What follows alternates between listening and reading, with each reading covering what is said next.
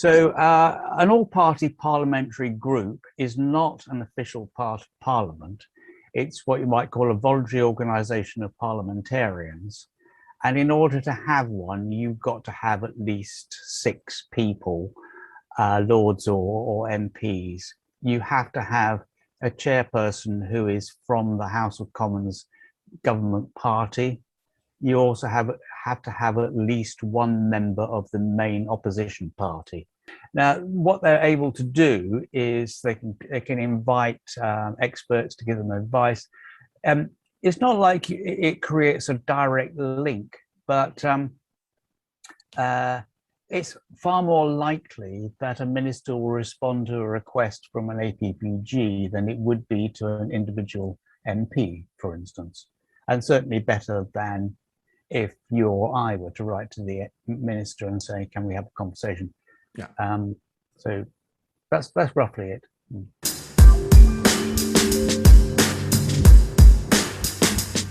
We did a little trawl to see who was likely to be interested and wrote them nice, friendly letters. Fairly soon identified some Conservative MPs and a small number of peers. And one of the peers was Labour. I also wrote to Labour MPs. It's proved totally impossible to get any Labour MPs. Wow. And some of the early feedback I've got gave me the impression, not certain, that they are concerned about backlash from some members of their party. Is what we know in general is if you speak up for men, you can be accused of misogyny. But of course, it's like, well, if you're talking about boys' underachievement in primary school, I mean, this is scarcely misogyny, you know what I mean, or male suicide. I mean, how can being concerned about male suicide be some sort of attack on women? I mean, it just doesn't make any sense. I mean, curiously, the most helpful people have been the new blue wall Conservatives, that is, not the Southern Shire posh Conservatives, but Conservative MPs who come from working class areas. Who, I mean, in a way, it seems that the Labour Party has abandoned the working class, and in those old red wall areas, it's these new Conservatives, and they're just not like ordinary Conservatives. They're just very straightforward people, if you know what I mean. We're now up to about 25 total, I think. Quite a few crossbench peers. We now have 3 Labour Lords. No Lib Dems, to my surprise. 1 SNP, and no Green. Well, I mean, hardly any Greens anyway.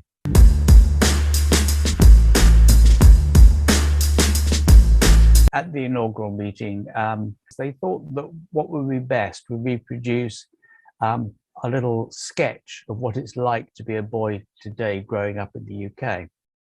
They suggested that we looked in 4 sections: family, so things like fatherlessness, education, so obviously that's underachievement, then social pressures like the bias in the media and stuff like that, and then men's health.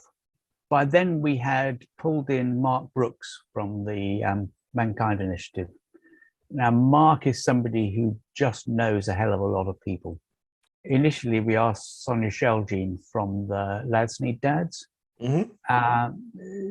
She has a lot of experience of fatherless boys, the sort of lostness that they experience, and how by reconnecting them with trained male mentors and doing sort of outdoorsy activities and doing all sorts of things. And then we had 3 more meetings with more academic experts on men in prison, for instance, boys' education, and then men's health. So we know that men are up to 3 times more likely to die as a result of suicide than women. And the typical wisdom tells us that that's because men don't talk, men aren't going to their GP, men are self-medicating with drugs and alcohol. And there's a little bit of truth in that, but as the picture is much more complex, as again was touched upon in the previous presentation. But what that's resulted in is you see all of these mental health campaigns where the message is men talk, or have you thought about talking? So we see things like this from the NHS, real men talk about their mental health. Now that to me is classic victim blaming. It's asking the person who is disproportionately affected to sort out their own issues. It's telling men that it's their fault that suicide rates are higher amongst men than women. And I don't think that it is particularly helpful. I don't think headlines like this are particularly helpful either, because it's much more useful, in my opinion, to look at the culture and society that boys and men are immersed in and growing up in, and ask ourselves, what are the conditions that boys and men exist in, which mean that they are less likely to feel that they are able to talk, or perhaps are talking and aren't being heard or aren't being listened to, rather than that very simplified message of men, you should be doing more talking. And so now we have drafted the Boy Today project narrative and sent it round and got quite a positive response, well, certainly not a negative one, if you know what I mean. Okay. And then hopefully going on to do a men's health strategy.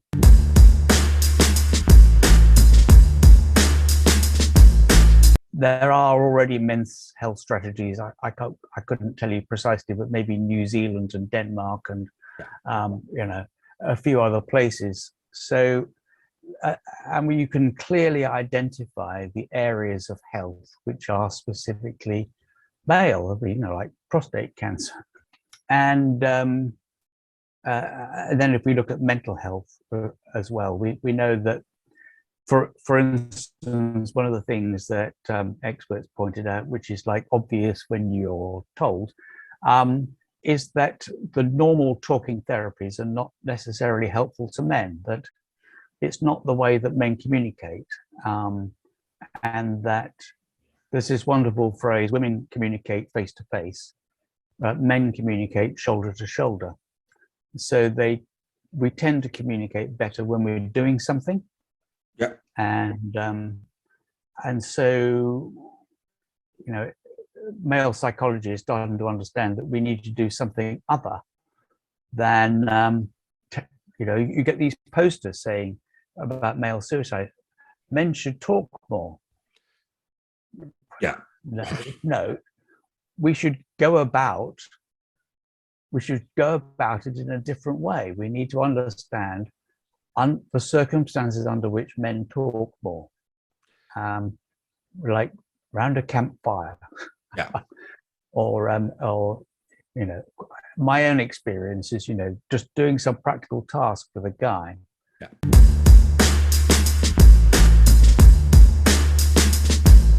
A parliamentary question is a question asked by an MP or a peer to the government minister.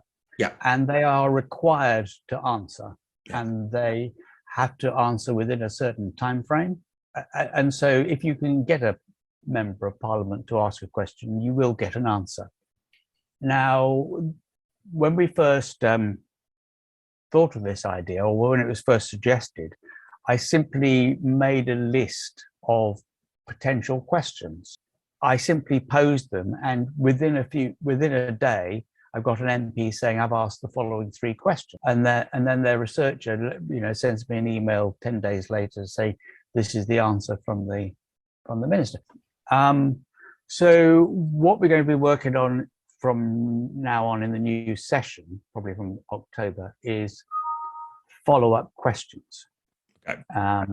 And we have done a few, but you'll see, again, I haven't got them in front of me, but the minister has replied several times saying there is no men's health strategy, or we are not intervening on behalf of boys. Yeah. Well, their answers are very, very clear. Yes. So that's something we can work on. So we can say, Minister, your strategy for dealing with boys' underachievement is to, you say that your strategy is to improve the quality of teaching for all pupils. But you've been doing that for 10 years, and the gap between boys and girls' achievement is widening. Yeah. So clearly your policy has failed. Now, people are not so totally unreasonable. I would say I'm reasonably confident that within a few months we would get some sort of response which is realistic. But the approach we're going to take is not just, for instance, to talk about boys' underachievement, because we know that working class children's underachievement, yeah, the gap for that, or there's a very interesting gap between, the biggest gap, gender gap, is between Black Caribbean boys and girls, where Black Caribbean girls go to university more frequently than the average white population. But Black Caribbean boys go at the lowest level of almost anybody. Okay, yeah, so that's, So that is, the government policy of not targeting groups clearly doesn't work. On the other hand, the policies required to improve the learning of boys on average is the same as the policy required to improve the learning of working class kids.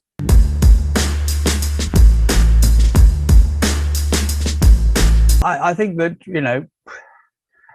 it's very much follow your nose. I think that, I don't know whether you come across the sort of Eastern concept of the watercourse way. It's the idea that sometimes let's say you've got a stream and it comes, and there's a boulder in the stream. Yeah. What the water does is it flows around the outside. Yeah. And then gradually wears away the rock. Whereas, and if you apply that to campaigning, you might go, here is this injustice. We must attack this injustice. You know what I mean? That is, you've got to try and push this boulder away. Well, the watercourse way would be to go, well, let's see what paths open up. Yeah. Let's be open to possibilities. So we started the APPG with one set of ideas, and they gave us a different set of ideas. And then we started somebody suggested the parliamentary questions, and suddenly it becomes obvious that MPs and peers don't have the time or the brain space to generate their own parliamentary questions, and certainly are too busy to notice that a follow-up question is needed. Okay. So we could easily, run a small office providing this service.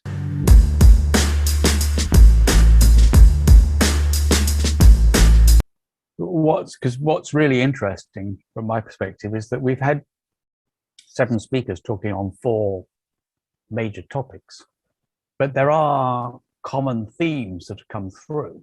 Yeah. That is that the information, the data about male disadvantage are in the public domain. They are official. They are not controversial. Yeah. They're not disputed. That's the first point, is you don't have to go and hunt for the data. Yeah. Secondly, that there is a common narrative, which you alluded to, where these figures are either ignored or distorted on a systematic basis. So, for instance, whether you're looking in the way that the press cover something, whether you're looking in, for instance, we're looking at the statutory guidance for the Domestic Abuse Act. I mean, it's just so incredibly biased. And then there's the sort of the narrative sense where anything to do with men is diminished, and or as somebody pointed out, the mainstream narrative, not even the feminist narrative, but the mainstream narrative focuses on a small number of men at the very top and say, look, we're in a patriarchy because of these men are MPs and CEOs. Yeah. Sort of leave out 93% of men who, who do ordinary jobs. And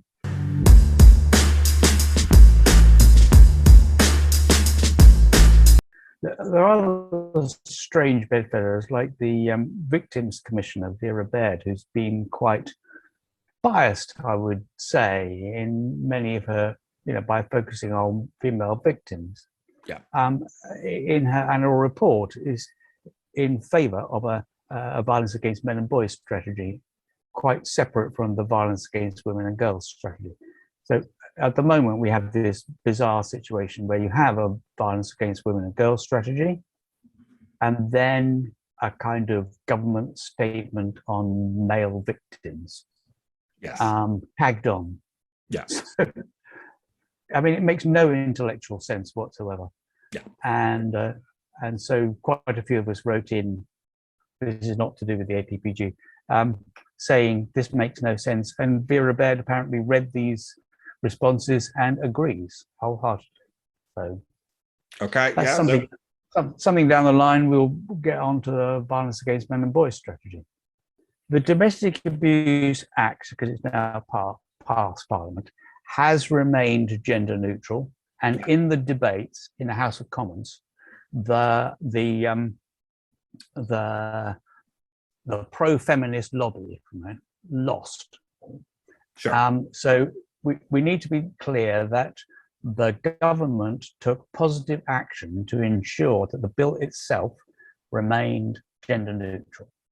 Now, the problem comes is with the statutory guidance. Now, statutory guidance is, if you like, how you implement the act.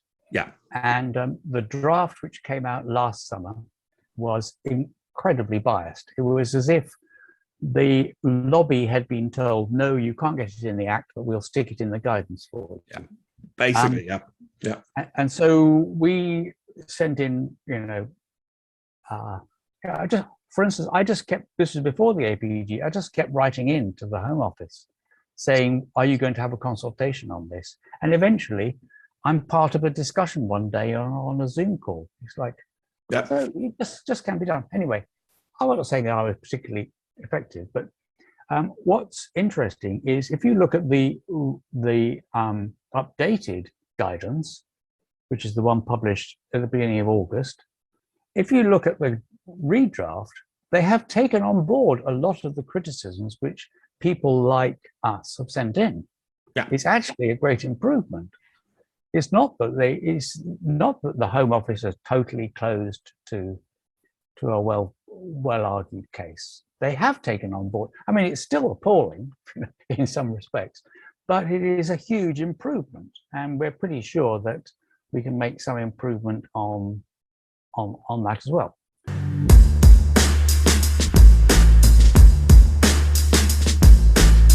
Well, it's certainly, if anybody's got a suggestion for a question, I mean, so just look on our web pages, and hopefully you'll put a link to that below the video. Send in your suggestions. It would be great. The other thing is, I know for a fact that one of the, let me just go back a step. If you're an MP, you are completely overwhelmed with issues. That is, I can't remember the details, but I was just talking to Nick Fletcher, who's our chair-to-be, and he just told me the number of different things he'd dealt with that day. Yeah. I mean, it could be fisheries policy, negotiations with the EU, and then it could be a constituent's housing problem. You know what I mean? The variety of things that they have to do means that they don't get time to focus. They won't necessarily focus on the issue which you raised. But what we do know is the things that they tend to focus on are the things which predominate in their mailbag. Yes. Yeah. So even if you as an individual write a letter, get an unsatisfactory response, it is not all lost. Yeah. If we could send more letters, keep them short, make one clear point, If you've got some evidence, put a link to it. Don't produce reams and reams, because honestly, nobody will read it. Yeah. Nobody's got the time. Make sure that your main point is in the first paragraph.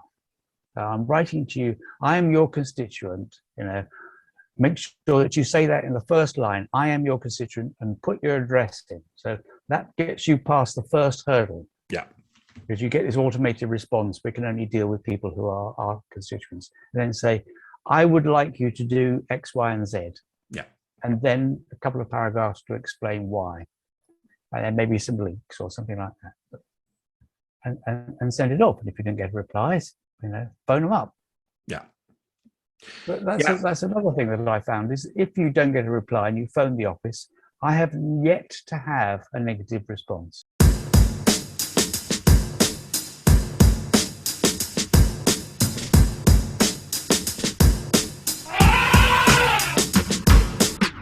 Can't you see it too? There's an elephant in the room.